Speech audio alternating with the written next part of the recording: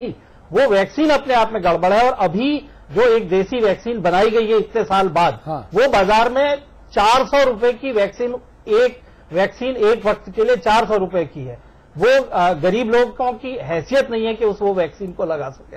राजनीतिक इच्छा शक्ति का आज जो मुख्यमंत्री ने उद्घाटन किया, वहां पर मुख्यमंत्री को दर्द, वहां पे मेरे मन में भी बहुत कड़वाहट है इस बात को लेकर। मुख्यमंत्री वहां गए, बहुत अच्छी बात थी, लेकिन मुख्यमंत्री को वहां आज उद्घाटन करने की जरूरत नहीं थी। जिस इंसेफेलाइटिस वार्ड का उन्होंने उद्घाटन किया है, ये ठीक है कि इसी सरकार के आने के बाद उसके लिए पैसा दिया गया, लेकिन उसमें आज जिस चीज का उन्होंने उद्घाटन किया, वहां बिस्तर जरूर लगे हैं, जो इन मरीजों के लिए सबसे बड़ी सुविधा होती है, जो ऑक्सीजन की उनको जो ऑक्सीजन की जरूरत होती है। ऑक्सीजन की पाइपलाइन अभी तक उन वार्ड्स में नहीं लगी है, तो 1 महीने बाद वो पूरी हो सकेगी। मुख्यमंत्री जी 1 महीने बाद उद्घाटन कर सकते थे। आज वो वहां जाकर अगर गरीबों के सिर पे हाथ रख लेते, शायद वही काफी होता। 160 बेड जरूर वहां पर बने हैं, लेकिन डॉक्टर्स की नियुक्ति अभी तक नहीं हुई है। अगर स्टाफ नहीं होगा, डॉक्टर नहीं होंगे, तो इलाज कैसे होगा? जो बात मुझे लगता है कि गोविंद जी ने एक बात याद दिलाई कि बड़े बड़े नेता गए, सोनिया जी भी गई और मुख्यमंत्री भी गए और तमाम लोग गए।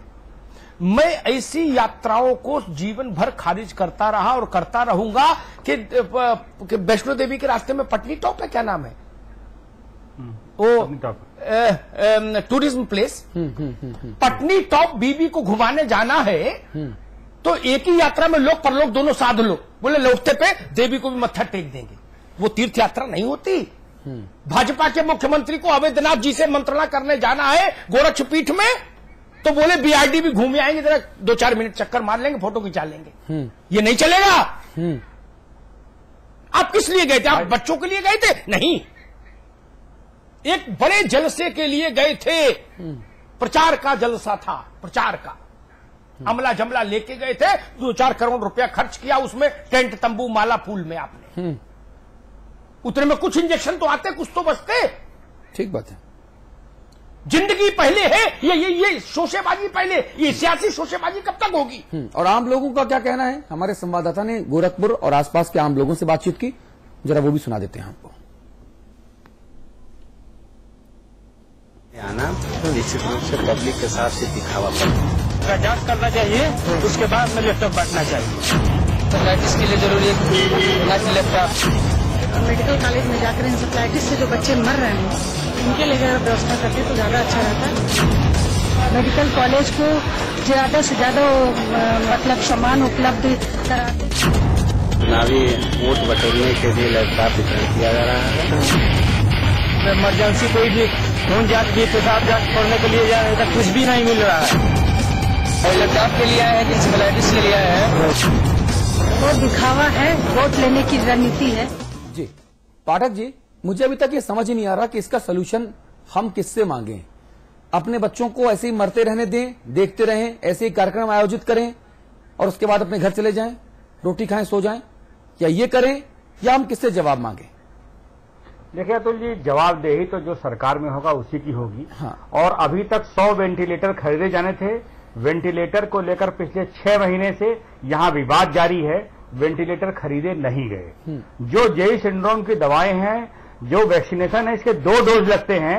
एक डोज केंद्र सरकार ने दिया, दूसरा डोज आया ही नहीं, इसलिए पहला डोज भी बेकार गया। वो वैक्सीनेशन का काम नहीं हुआ। वैक्सीनेशन की मॉनिटरिंग किसकी थी और कौन उसका जिम्मेदार है? जो योजनाएं बनी अगर वो समय से पूरी नहीं हुई तो कौन रिस्पांसिबल है उसके लिए? कौन जिम्मेदार है? कोई तो लेगा। जिस वार्ड की बात अभी गोविंद जी ने कही कि वो वार्ड इनकी सरकार में पैसा मिला और बना है, वो वार्ड भारत सरकार और उत्तर प्रदेश की संयुक्त प्रयास से जो पैसे आए थे उससे बना था। जहां तक बीआरडी मेडिकल कॉलेज की बात है, अमिताभ जी भी इस बात से भिज्ञ होंगे कि बीआरडी मेडिकल कॉलेज की मान्यता को लेकर जो मानक हैं वो मानक पूरे नहीं है। लगातार उस पर संकट के गड़ाता है। बार बार ये सवाल उठता है कि बीआरडी मेडिकल कॉलेज की मान्यता रद्द कर दी जाए, क्योंकि जो आवश्यक सुविधाएं वहां उपलब्ध नहीं है।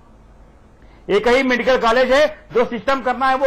और दूसरी बात रही लैपटॉप की, तो आपने आज जनता का जो व्यू दिखाया उसको आप खुद ही समझ सकते हैं कि इस मुख्यमंत्री को, या तो मुख्यमंत्री अपने प्रोग्राम को सीरियसली नहीं लेते, या मुख्यमंत्री को इनके अधिकारी सीरियसली नहीं लेते। जिस घटना को लेकर इलाहाबाद में विवाद हुआ, वही घटना गोरखपुर में दोहराई गई। तो अब हम क्या कहें, किसको कहें? ठीक है, उत्तर प्रदेश सरकार के बारे में। लैपटॉप बनाम इंसेफेलाइटिस, आज का हमारा मुद्दा सिर्फ इतना सा है, सियासी हलकों में अखिलेश के लैपटॉप वितरण और दिमागी बुखार से मरते बच्चों को लेकर जो माहौल, वो बहुत गर्म माहौल है, कुछ इस तरह से। समाजवादी पार्टी सरकार का लैपटॉप उत्तर प्रदेश की जनता के साथ धोखा है, छलावा है और साथ ही साथ अपनी नाकामयाबियों को छिपाने के लिए लैपटॉप के माध्यम से सस्ती लोकप्रियता हासिल करने का नाटक है। मर रही जनता या मासूम बच्चों से कोई नहीं लेना नहीं। अगर वे सचमुच संवेदनशील होते तो पूर्वी उत्तर प्रदेश में प्रत्येक प्राथमिक स्वास्थ्य केंद्र में, सामुदायिक स्वास्थ्य केंद्र में, जिला चिकित्सालयों में इसकी उपचार की व्यवस्था होती है। यहाँ पर मासूमों को मरते हुए दिखता है और पश्चिम उत्तर प्रदेश में जबरदस्ती मुसलमानों से लोगों को मरवाता है। खाना पूर्ति करने के लिए वो मेडिकल कॉलेज गए हैं और उसका कोई कारण नहीं है। गोरखपुर में एंसेफेलाइटिस से लोग मर रहे हैं, वो वहां जाके लैपटॉप बांट रहे हैं। लैपटॉप ज्यादा जरूरी है या जाने? वो बच्चे जो आज एंसेफेलाइटिस से मर रहे हैं, कल वो इस लायक होंगे कि लैपटॉप चला सके, तो उनके घर में लोग रो रहे होंगे और वो लैपटॉप बांट रहे हैं। लैपटॉप से क्या होगा? अवैध हुसैन साहब, आपके बयान से मैं अपने आप को पूर्ण रूप में संबद्ध करता हूं। बहुत अच्छी बात कही। अच्छी बात आप कह रहे हैं, लेकिन लैपटॉप के साथ साथ मैं रायबरेली का जिक्र फिर करूंगा। आपने कहा कि लैपटॉप जरूरी है या लोगों का जीवन। मैं इस्तकबाल करता हूं, आपका बिल्कुल सही बात है। अब मैं इस बात को एक कदम और आगे लेकर जाता हूं, आखिरी रिएक्शन चाहूंगा क्योंकि चर्चा को खत्म करने का वक्त है। रायबरेली में एम्स ज्यादा जरूरी था या गोरखपुर में? अगर गोरखपुर में पहले एम्स बन जाता तो आने वाले 4, 5, 10 वर्षों में जो 1 लाख बच्चे मरे, अभी तक 341 बच्चे ऑफिशियली मर चुके हैं 13 सितंबर तक, 8 अक्टूबर तक, आज तक। ये आंकड़ा कुछ तो कम होता। जिनके बच्चे बचते वो आपको, श्रीमती गांधी को, गांधी नेहरू परिवार को, कांग्रेस को दुआएं देते। हो सकता है उन दुआओं के दम पर आप सरकार में वापस आ जाते। क्यों नहीं हो सकता ऐसा? क्या दिक्कत है आबिद साहब? कोई तो बात पहुंचाए श्रीमती गांधी तक। गोरखपुर में भी बनना चाहिए और एकाध और पीजीआई उत्तर प्रदेश की सीमाओं में। तो भाई रायबरेली में जो नारियल फोड़ा गया, वो नारियल आज गोरखपुर में फोड़ा जाता तो ज्यादा बेहतर ना होता? वो अचानक फोड़ा गया, कार्यक्रम तय नहीं था। घबराहट है। कोई घबराहट नहीं है, कोई घबराहट नहीं है। यहां पर हम ईमानदारी से राजनीतिक जवाब ना देकर ईमानदारी से बात दिल की कह रहे हैं कि गोरखपुर में खुले, एक आध जगह और खुले। श्रीमती गांधी को चिट्ठी लिखेंगे आप? आज हमारे इस कार्यक्रम की सीडी को, आज हमारे इस कार्यक्रम की सीडी लगाकर आबिद भाई श्रीमती गांधी को और मनमोहन सिंह जी को चिट्ठी लिखेंगे? मैं उनको भी लिखूंगा और अपने केंद्रीय स्वास्थ्य मंत्री गुलाम नबी आजाद साहब को भी लिखूंगा कि इस बात को इंश्योर करके देखिए कि जो इंसेफ्लाइटिस की दवाओं के 2 डोज आने थे उसमें क्या सत्यता है, 2 आए कि 1 आया। और अरे जांच कराते रहिएगा भाई, जांच कराते रहिएगा। बोफोर्स की जांच में जानी कितनी हुई? जितने का बोफोर्स घोटाला नहीं था उससे 3 गुना ज्यादा रकम जांच में निकल गई। वो करते रहिए। मैं सिर्फ ये कह रहा हूं कि समाचार प्लस की आज के इस कार्यक्रम की सीडी मैं भिजवाता हूं। आप पता बताइए, मैं सीडी भिजवाता हूं। आप मनमोहन सिंह जी को, श्रीमती गांधी को, राहुल बाबा को, गुलाम नबी आजाद को, इन सब लोगों को आप वो सीडी और चिट्ठी भेजेंगे कि पहले वहां अस्पताल खुलवाओ?